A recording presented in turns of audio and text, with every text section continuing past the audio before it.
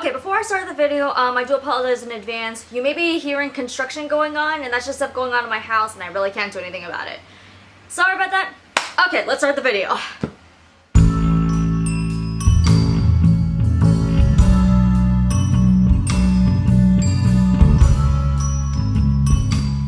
Hi guys, it's Cody, and welcome back to my channel. Today I want to talk to you guys about cosplay masquerade skits. When I first started doing cosplay, skits were one of my favorite things to do, and when I performed Princess Tutu at Anime Expo, it reignited my love for them all over again. So if any of you guys are planning on doing a skit for an upcoming convention, I want to give you guys my tips on how to create a great masquerade skit. Let's get started. So tip number one is to read the rules. This may seem really obvious, but it just bears repeating, read the rules. Most conventions do have very similar rules, but it's always good to check just because you never know. Some things to keep in mind when reading the rules are the type of content that you're allowed to perform, how you enter the contest, whether or not you need to make your own costumes, and most importantly, time limits. Time limits are extremely important. So tip number two is to keep your content as universally understandable as possible.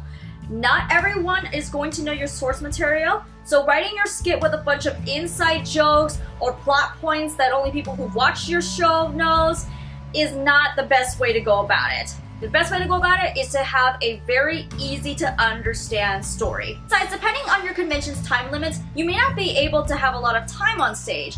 So keeping your story as simple and straightforward as possible will actually benefit you very well. What I found works best for me is to focus on character dynamics. That can be friendships, rivalries, romantic relationships, even character introspection or character studies. The reason why is because no matter what kind of storyline you have going on, people can relate to human emotions. And these character dynamics can either be taken as comedic or dramatic. For me, character dynamics, no matter how straightforward the plot is or how simple the production is, definitely makes a skit so much more entertaining to watch. So tip number three is to run your skit by a trusted third party. Especially if you're in a group, you are going to be bouncing ideas off each other no matter what. But it's always best to have a fresh set of eyes take a look at your skit because there may be some things that they point out that you never thought of in the first place. So my best advice is to run your idea by at least two people and have one of these people be somebody who has zero knowledge of your source material. That way, they can kind of give it fresh eyes and see if they can follow along.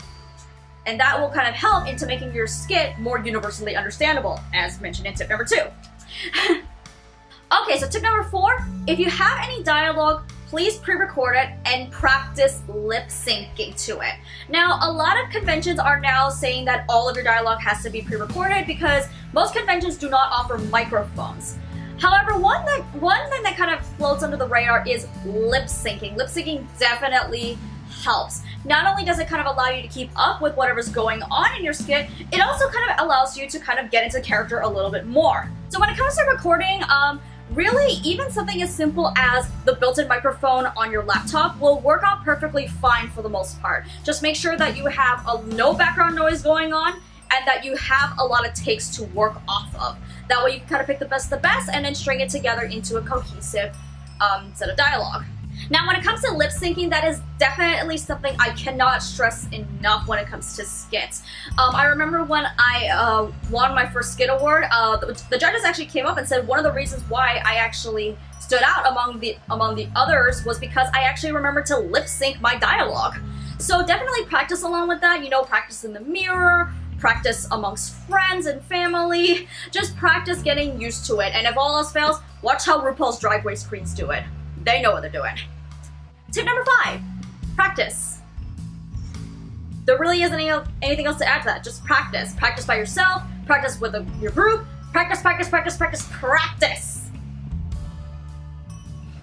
Okay, tip number six, if the convention allows a rehearsal time on stage, take advantage of it. Because practicing, on your own downtime, in your apartment or your bedroom or in open areas, that may not necessarily prepare you for how the actual stage is going to be like.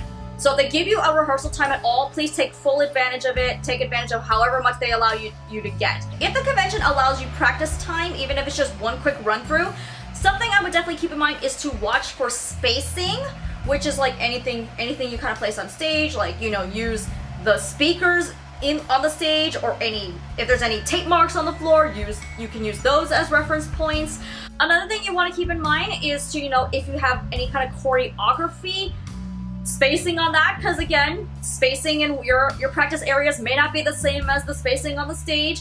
And also another thing to keep in mind is to check how the floor is going to be. I know for us cosplayers, we sometimes have some pretty crazy shoes, and depending on how these stages are, it might be a little tough for you to walk in. So keep those in mind. Just use whatever time the convention allows you to, and use that to kind of not worry about necessarily how the flow of the skit is going, but more about just practicing where everything is going to go. That way when you get on stage, you can just put it right back to where everything was, and then you're good to go. And the last tip I want to give you guys is, when you get on the stage, have fun. I know that putting together a skit can be extremely stressful. You have to deal with conflicting schedules, putting your outfits together, putting set pieces together, props together, coming up with choreography, dialogue, everything like that. And I know it can be extremely stressful, and you kind of take for granted just the overall experience of it. But regardless of how bumpy the road was getting up to this point, the minute you get on stage in front of that audience, just let go and have fun. I promise you guys, the hard work is not the final result that ends up on stage. It is the process to get there. The stress of putting this whole thing together is done. Just get out there, have fun, and I promise you, regardless of how your skit turns out in the end, it will feel so much better if you just have fun. So I hope you like this video, guys, and again, I do apologize if there's any construction noise picking up on my camera mic. Please give this video a thumbs up if you like it, and if you have any cosplay skit tips of your own, or if you just want to point me up to some great cosplay skits that you've seen online, please feel free to tell me in the comments below. Don't forget to subscribe to see more cosplay stuff from me, or if you want to see me dance, please subscribe to my dance channel. See you guys later. Bye!